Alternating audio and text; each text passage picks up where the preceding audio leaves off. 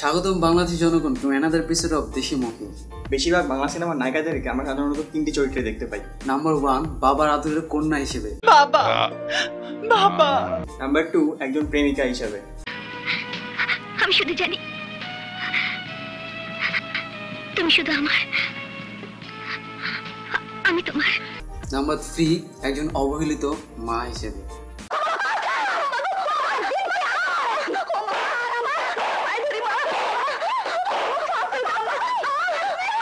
কিন্তু এইসব ছাড়াও বাংলা সিনেমার নায়িকাদের অনেক ডেঞ্জারাস রূপও রয়েছে। তাই আজকে আমরা আলোচনা করবো সেই সকল ডেঞ্জারাস নারী চরিত্রগুলোকে নিয়ে। সো কথা না বাড়িয়ে শুরু করা যাক।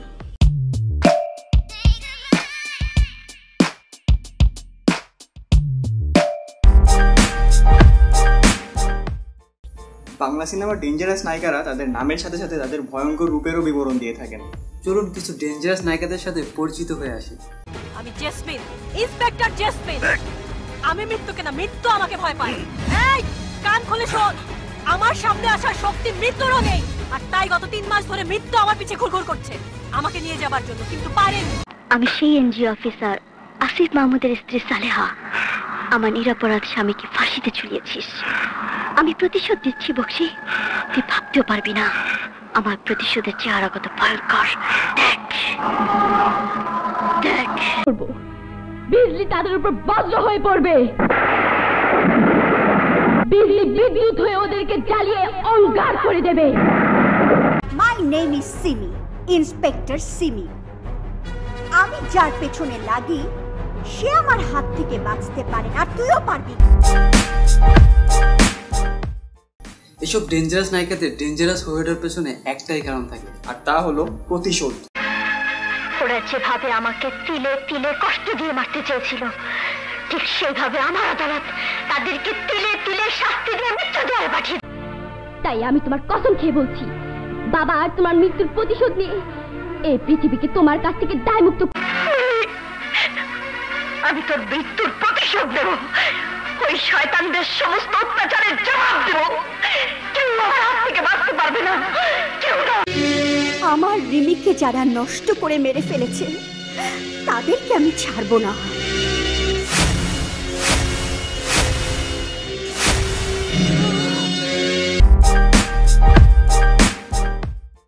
ডেঞ্জারাস নায়িকাদের কেউ কেউ ফোনে হুমকি দেয়, আবার কেউ সামনাসামনি হুমকি দেয়। চলুন কিছু ভয়ঙ্কর হুমকির নমুনা দেখে আসি। আজ আমার বাবা মায়ের হত্যাকারী 3য় ব্যক্তিকে হত্যা করেছি। 4র্থ ব্যক্তিকে হত্যা করার পর তার মৃত্যু হবে। খোদা হাফেজ। এই হ্যালো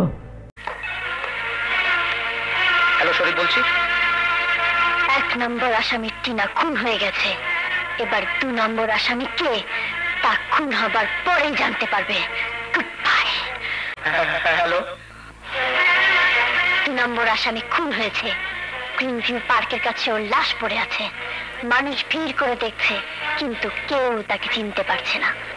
যান, মেয়ে জামাইয়ের লাশ নিয়ে আস। এবার 3 নম্বর আসামির লাশ দেখার জন্য তৈরি হয়ে নে।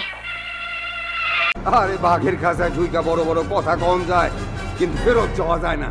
বাঘের খাঁচায় তো আমি বাঘিনী হয়েই ঢুকেছি তোকে শেষ করে দেবার জন্য। এসব ডেঞ্জারাস নায়িকারা তাদের ছোটদেরকে বিভিন্ন স্টাইলে মারে। কেউ চাবুক দিয়ে মারে, কেউ বা তলোয়ার দিয়ে মারে, কেউ বা আবার বুকে এবং পেটে টিপাটিপি করে মারে, কেউ বা আবার 2 চোখের ইশারা দিয়ে মেরে ফেলে। আজ তোকে আমি আমার স্বামীর বুকে নয়, চিরদিনের জন্য কবরে পাঠিয়ে দেবো। কবরে।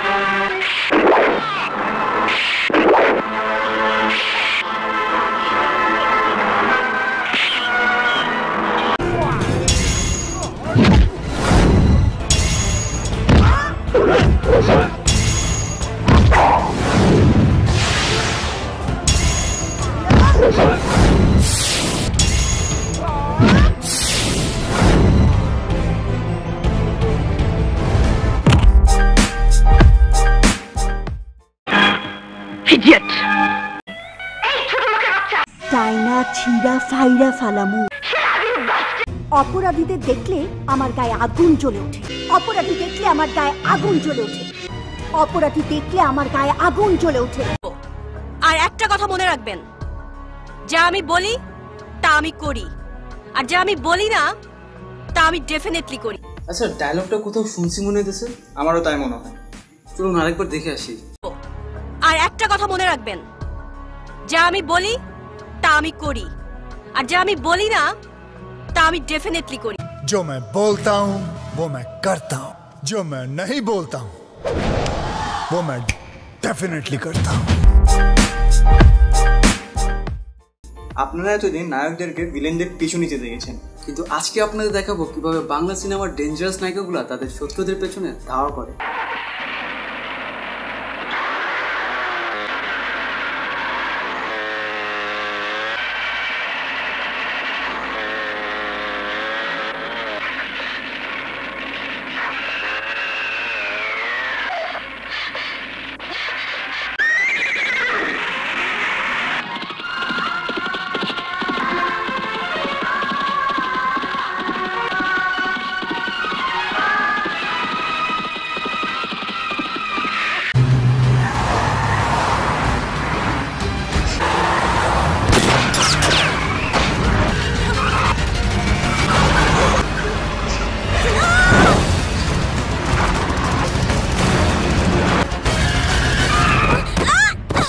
একটি সিনেমাতে একজন নায়কের পাশাপাশি একজন নায়িকার ভূমিকাও অপরিসীম।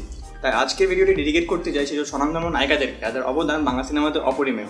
Thank you guys for watching this video. ভিডিওটি ভালো লাগলে একটি লাইক, একটি কমেন্ট এবং অনেক বেশি বেশি শেয়ার করবেন। সাবস্ক্রাইব করতে কিন্তু ভুলবেন না।